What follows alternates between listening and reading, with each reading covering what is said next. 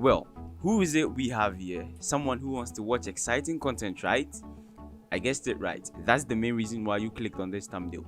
And if you did click on this thumbnail to watch exciting content, then you did the best or the biggest choice of your life. My name is Farid and you're watching VFX with Reed. Intro.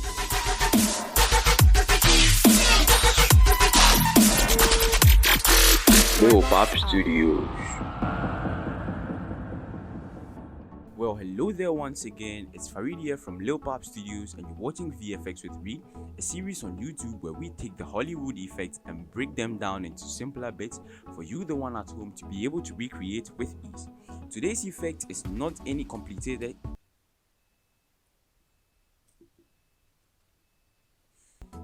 Today's effect is not any complicated effect, it's just an effect that we've seen from our childhood like over and over again, and that is from Mortal Kombat. We are going to recreate the Johnny Cage green energy trail effect. That's how I'd like to call it. Now, this movie has been created over 95,755,002 times. Like each and every single time they keep improving on the story, but this time we are going to be recreating it from a cartoon.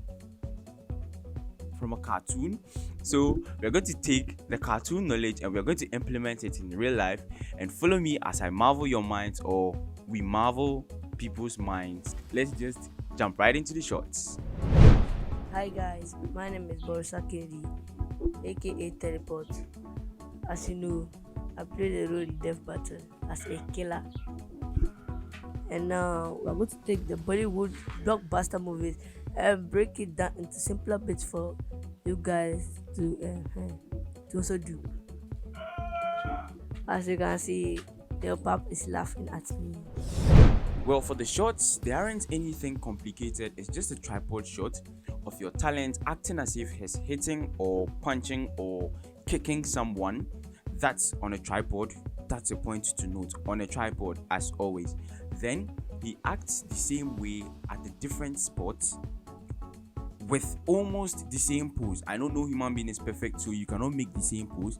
So with almost the same pose, and then you just let him walk out of the shot, and then you make an empty shot. So those are the three shots that we are going to need, and we are going to be using Adobe After Effects for this one. So let's just swoosh into Adobe After Effects and then start creating some magic. Well, first things first, we right click and select new comp from selection, and then we move to the part at which the effect is going to start and press Ctrl+Shift+D to cut it at that point, and do the same for the other side, and then we rename it as the first cut and the second cut. Now we make the interval between those two cuts 20 frames or anyhow you want your effect to last, and then we bring our empty frame in and put it under all of them.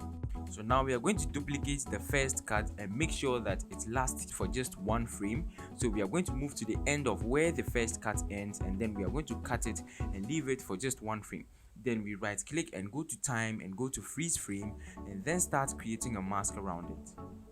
Well, the mask doesn't really have to be that precise, but you can make it as precise as possible. So I'm going to mask out the whole body, mask out the part which needs masking, and then I'm just going to mask some part of the shadow so it wouldn't really look like we faked our movement or something, I guess.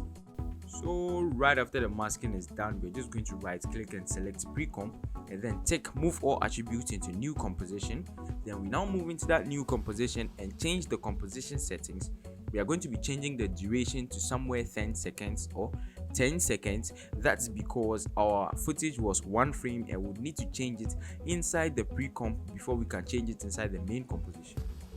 So now we just trim our footage to take up to almost 2/3 of the 10 seconds that we've created. We are just going to be using only 20 frames, so it doesn't really matter.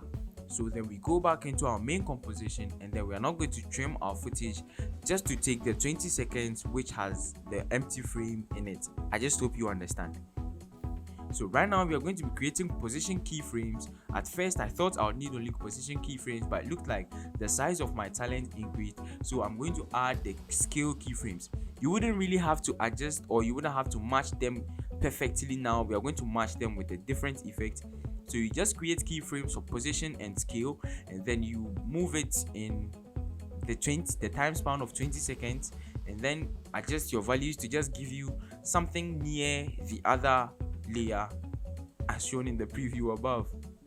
So now, in order to correct all those size differences, we are going to search for the mesh warp effect and add it to our mask, and then we are going to create keyframes for distortion to start at where our animation is starting, and in the end, that's when we are now going to use the warp to warp our head, legs and everything to kind of match our real-time footage. I think I can call that the real-time footage, or it can match the second cut. Yes, professionally it can match the second cut.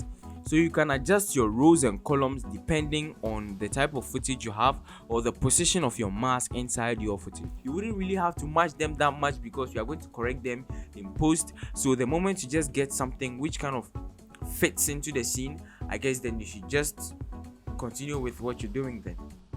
So right now we are going to add the echo effect to our pre-comp, that's our mask, and we are going to change the echo time to -0.333, the echoes to 9, the starting intensity to 1, the decay to 0.67, and the compositing to composite in front. So now we are going to duplicate the animation and distortion comp and then rename it as glow comp. So then we are now going to import it into our main composition and let it be as the same as the main masked compositions that we've created. So when we open it up and if we edit anything on the first cutscene 2 pre-comp, it's going to affect the one inside the animation pre-comp 2. So we are going to duplicate it inside the project panel and bring it back into our glow comp, and then we are going to copy all the keyframes from the first composition to the one that we've just recently imported. Well, is it time for a sponsor break? Yes, it is. I guess then let's just go acknowledge today's sponsor and come back and continue with our glow comp. Well, it's time to acknowledge anybody who has ever been supporting this channel, and I would like to acknowledge you first. You are the one who has subscribed to this channel, and you're the one who watches these videos. You're the one who keeps liking them, and you're the one who keeps giving me good comments, and you're the one who keeps me motivated. Thank you very much for that.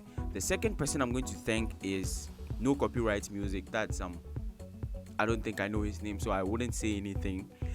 The guy is I'm most grateful to him.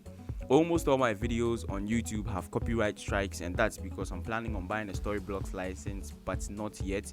So whenever I get the Storyblocks license, then I'll clear off all those copyrights. But this guy's website is something else. You get free high quality audio with no copyright strikes. Like, you just have to check him out though. So enough of the blabbering, I'll just have to go back into the tutorial and let's finish creating our Johnny Cage effect. Well, we are back from the sponsor break, and what we need to do first is we are now going to open our new composition that we've copied all those animations and pasted into, and we are going to delete the mask that we created for the shadow, and we are now going to add the fill and stroke effect. There are two different effects altogether. So now we are going to change the fill to black, and then we are going to change the mask for the stroke to mask 1, and then we are going to duplicate the stroke and now change it to mask 2. Again, it depends on how many masks that you have. Then we are now going to change the color of the stroke to light green and change the color of the fill to black. So now we go back into our main composition and we are now going to change the blend mode to screen. So now we are going back into our pre-comp again, and we are now going to add the optical glow effect, or any single glow that you have lying down in After Effects. We don't really care, we just want a glow. So when we finish that, you can tweak with your values, but I'd like to leave mine on default. And when we come back into our After Effects main composition, we're going to have something like this. Well, it turns out it didn't work well, so we have to cut the optical glue that we created from the pre-comp and now go and paste it onto the main composition. That's very simple to do, I think. Every human being makes mistakes, right? So now we are going to search for the Gaussian blur effect and add it to it just to reduce the sharp edges. Now we are going to duplicate that our pre-comp that we've made and then put it right on top of our mask and add more Gaussian blur, but we'll reduce the opacity after so it can enter, like kind of enter into our character's body or something.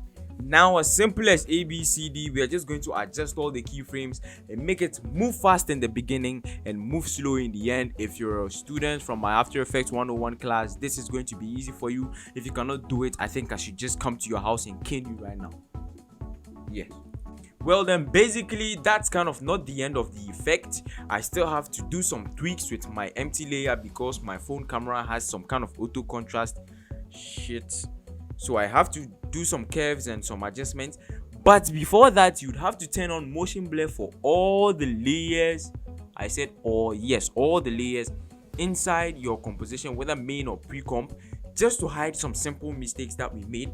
And then you can create keyframes for opacity, for it to fade in when he's to do the punch, and for it to fade out whenever it's to go into his real self again.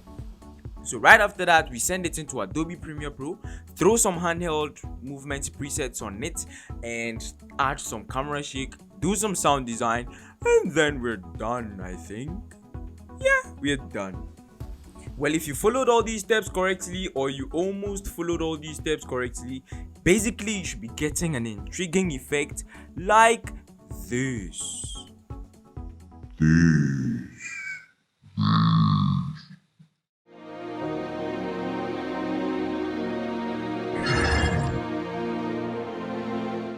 And then that was it, guys. We were able to create our own Johnny Cage effect in less than, I'm not going to mention any time, so let's just pack that off.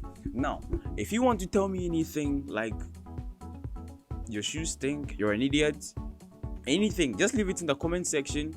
Negative comments also count as engagement, right? And if you want to see me recreate any single effects that you've seen and you'd like to recreate it, just leave it in the comment section with the hashtag VFXWithReed. Whenever you use my tutorial to create any single thing, you can just tag me on Instagram, or you can send it to me on WhatsApp. My Instagram handle is Leopap Studios. I created a new Instagram mainly for my YouTube, that is Leopap Studios without an underscore. Next, you can support me on Patreon or Paystack, links down below again. If you haven't watched Death Battle, that's one of my shorts, I guess, then link in the description again, you can check it out. And what else should I tell you guys? Till the next episode, get some creative ideas and keep it real. Peace out.